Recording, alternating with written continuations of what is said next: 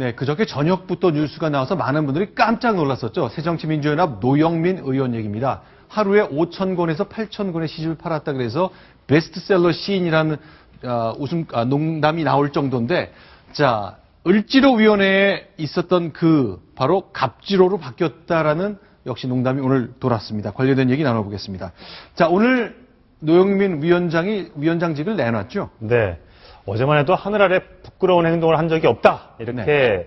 아주 단단히 얘기했던 노영민 의원이 오늘 네. 결국 여론에 못 이겨 또 문재인 대표의 압박에 못 이겨 사과 성명을 발표했습니다. 물론 네. 얼굴을 내밀고 인터뷰를 한 것이 아니라요. 네. 성명서를 한 장 배포를 했습니다. 그 네. 내용은 이렇습니다. 누구보다 철저해야 할 국회의원으로서 사려 깊게 행동하지 못한 점 거듭 사과드립니다. 그러면서 책임지고 산업통상자원위원장직을 사퇴하겠습니다. 라는 한 A4 한 장짜리의 네. 사과문을 발표했습니다. 지금 박성훈 의원께 좀 질문 드릴게요. 이제 지금 일단 사과했고, 서면으로 사과했고, 위원장직을 내려놨습니다.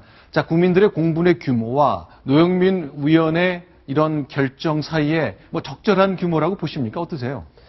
본인은 아마도 이제 직접 얼굴 내밀고 카메라 앞에서 어떤 대국민 사과 회견을 할 경우에 네. 그것이 지속적으로 반복되고 특히 총선 때 어떤 상대 후보들에 의해서 네. 그 장면이 다시 이렇게 상기시켜지면서 아마 받을 타격 때문에 네. 얼굴을 드러내지 않고 이메일을 기자들한테 보내는 형식으로 네. 어떤 사퇴의 변을 대신한 것 같은데요. 네. 지금 국회가 출판기념회는 없어졌다라고, 사실상 자제되고 있다고 하면서 네. 새로운 수금 형태로 네. 어떤 이제는 카드 단말기까지냐. 네. 이렇게 해서 받은 국민들의 충격이 크기 때문에 더구나 어떤 문재인 대표의 아주 핵심 측근인 중진 의원이 저러한 어떤 방식으로 어떤 사실상의 후원금을 거뒀다. 이러한 비판이 어떤 적지 않기 때문에 네. 그에 상응하는 국민들의 어떤 법감정이나 도덕적 감정에 상하려면 네. 얼굴을 내밀고 네. 정말 진정성 있게 잘못했습니다. 라고 하는 것이 오히려 낫을 네. 텐데 네. 뭔가 빠짐못해서 네. 어떤 사과 하나 뜩 그냥 던져놓고 간 것 같아서 상당히 좀 아쉬움이 많이 듭니다. 네, 지금 보시는 것처럼 이제 하늘 아래 딱 한 송이라는 시집, 저 책 때문인데 일단 뭐 검찰에 고발한 사람도 있고 당 내에서도 또 윤리위원회를 가동하겠다고 좀 신속히 움직이는 것 같습니다. 그 상황 좀 정리해 주세요. 네, 지금 현재 윤리위원회 위원장직이 원래 공석이었습니다. 그래서 윤리위원회에 맡길 수가 없는 상황이어서 당무위원회에 일단 당직 감사를 문재인 대표가 지시를 했습니다. 한번 뭔 일이 있었는지 사실관계를 확인해봐라. 이래서 당무위에서 감사를 착수했는데 오늘 조금 전에 양병욱 윤리심판위원장 2달 전에 사퇴를 했었는데 도로 이제 복귀를 하게 되었습니다. 그러니까 오늘 아침에 문재인 대표가 네. 오늘 최고위에서 당무감사원이 엄정하게 감사할 것을 지시했다. 그 결과에 따라서 엄정한 조치가 이루어질 것이라고 얘기를 하고 그래서 당무감사원이 감사에 착수를 했는데 네. 당무감사원은 징계 권한이 없습니다. 문제가 점이 있다 하더라도 징계를 할 수가 없기 때문에 윤리심판원이 있어야 되는 거예요. 네. 그래서 문재인 대표가 다시 안병욱 위원장한테 다시 좀 돌아와 주십시오. 간곡하게 부탁을 해서 안병욱 위원장이 결국 사퇴를 철회를 했고 네. 다시 돌아오게 돼서 저 문제는 결국 윤리심판원의 의결까지 거쳐야 되게 됐습니다.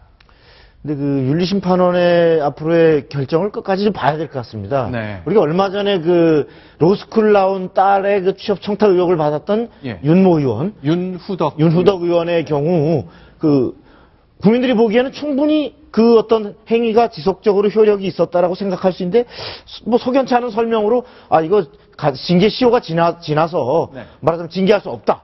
이런 결론을 내렸고 또 막말 논란을 빚었던 정청래 의원에 대해서는 징계를 했다가 나중에 이걸 대폭 감해줘서 네. 사실 총선에 미칠 데미지를 굉장히 깎아주는 이런 형태를 했던 윤리심판원이 과연 이번에는 얼마나 네. 제대로 된 엄정하게 결과를 조치할지 좀 네. 지켜봐야 될 것 같습니다. 자, 김한길 대표. 지금 화면에서 이제 하얀색 셔츠를 입은 분, 가운데 있는 분. 네, 윤후덕 의원인데, 의원이죠. 일단 을지로위원회가 힘없는 을의 눈물을 이대로 외면할 수 있겠느냐. 우리가 그 눈물을 닦아주겠다고 나섰는데, 지난달에 문제가 됐던 윤후덕 의원, 지난주에 문제가 됐던 신기남 의원, 그리고 어제 논란이 된 노영민 의원, 세 분 다 을지로위원회 소속이에요. 그렇습니다. 예.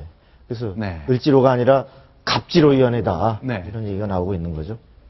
자, 그러면 양절 변호사. 저렇게 이제 그 정인봉 전 의원이 이제 그 고발했거든요. 네, 예. 근데 처벌 받을 수 있는 겁니까? 이런 걸로? 일단 정치자금법 위반 네. 혐의로 그 고발을 했고요. 네. 실제로 얼마나 책을 어느 정도의 가격을 받고 팔았는지는 모르겠지만 그거에 따라서는 네. 실제 처벌이 가능하고 이 문제가 되고 있는 게 아이러니한 게 카드 단말기지 않습니까? 그렇죠. 근데 정치자금법이 됐든 뇌물이 됐든 이 돈과 관련된 문제에서 가장 어려운 게 수사에서 어려운 게 받았느냐 안 받았느냐지 않습니까? 네. 근데 아이러니한 게 카드 단말기 쓰는 바람에 정말 글자 그대로 다 남아있는 거예요, 증거 자료가. 네, 네. 그래서 만약에 이 액수가 굉장히 높고 네. 실제로 예를 들어서 뭐 최근 100권인데 가격은 뭐 1000권 값을 네. 받았다 이런 사실이 드러나게 되면 정치자금법 위반으로 처벌될 가능성도 결코 배제할 수 없는 상황이 됐죠.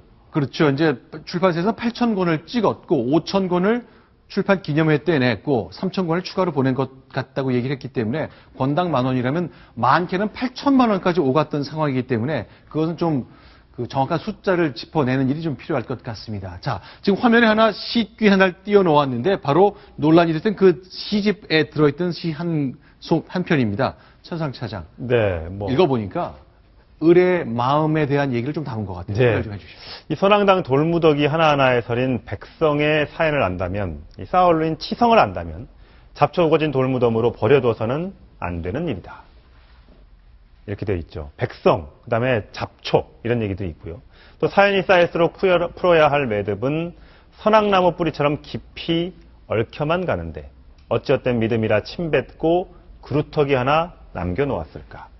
민초들의 어떤 작은 사연에도 네. 귀를 좀 기울여야 한다. 네. 이런 어떤 내용을 담은 시인데 네. 과연 노영민 의원이 그런 민초들의 의견, 을지로위원회 활동을 하면서 그런 민초들의 의견을 잘 받아서 이번에 이 책을 파는 갑질의 어떤 논란의 중심이 됐던 것인지 시의 내용과 본인의 한 행동에 언행일치가 되지 않은 것 같습니다. 자, 그러면 이렇게 노영민 의원 말고 지난주에 논란이 됐던 신기남 의원권 관련해서도 계속 논란이 이어지고 있습니다.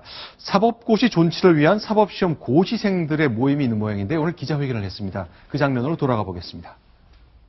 신원의 딸과 관련하여서도 법조계를 중심으로 여러 의혹들이 불거지고 있다.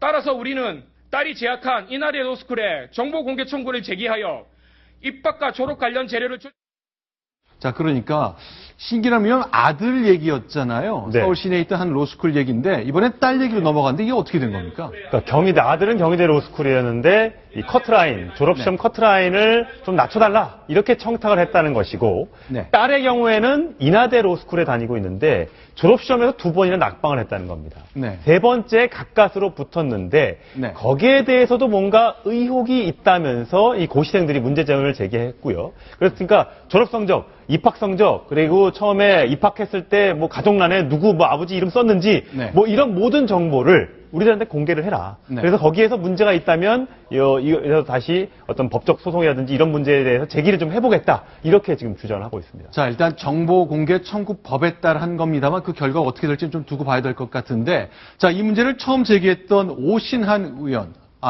보도가 된 이후에 새누리당 내에서 신기남 의원을 향해 문제를 강력히 제기했던 오신한 의원, 저희가 오후에 통화를 해봤거든요. 이런 설명을 해놓네요.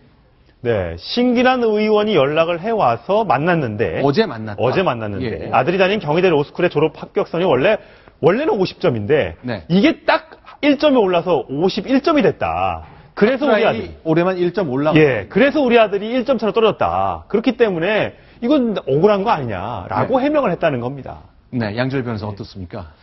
아니, 그러니까 본인은 네. 저는 뭐 아버지 마음이 아니라 이런 정도면 초등학교에 다니는 아빠의 마음이라고 말씀을 드리고 싶은데 네. 안타까운 건 맞겠죠. 그런데 이렇게 생각하시면 본인도 법조인이시니까 아실 거 아니에요. 네. 저런 정도의 1점 정도 차이가 있으면 네. 어차피 변호사 시험 들어와서 합격하기가 어려워요. 네. 그러면 그것 때문에 이렇게까지 무리를 일으킬 게 아니라 네. 차라리 1년 정도 더 공부를 더 하라고 아버지로서 더 엄하게 꾸짖고 내가 아비로서 사법시험 볼 때는 이렇게 공부 안 했다는 얘기를 해야지 네. 1점 때문에 떨어졌다고 학교를 찾아가면 네. 어떡합니까? 네. 어쨌건 하태경 의원은 이제 라디오하라는 코너를 통해서 결국 을지로위원회 소속 세 의원의 논란 때문에 이 위원회가 갑지로위원회로 바뀌어야 된다 하는 비꼬는 장면까지 봤습니다. 새정치민주연합. 좀 이런 건 참 손해인 것 같아요. 이렇게 해서 많은 사람들 가슴을 아프게 하는 일, 선거 앞두고 참 아플 것 같은데 이런 일이 잇따라 반복된 것 확인해 봤습니다.